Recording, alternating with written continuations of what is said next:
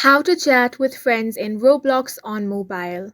Hi guys, welcome to our channel. Let's begin. In this video, I will guide you on how you can chat with friends in Roblox on mobile. For this, you want to open the Roblox app on your device. If you don't have this application, head over to Play Store or App Store to download and install this.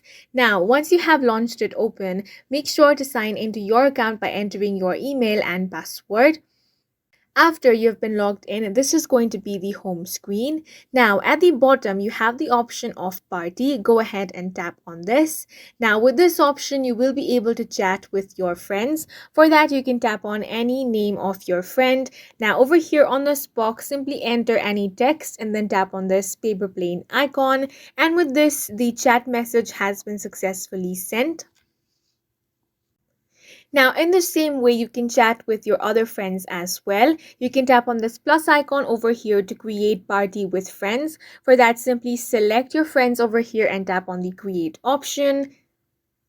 Once the party has been created, you can again send messages to your friends in this way. And that's it for this video. If you found it helpful, please make sure to hit the like button and subscribe for more videos like this.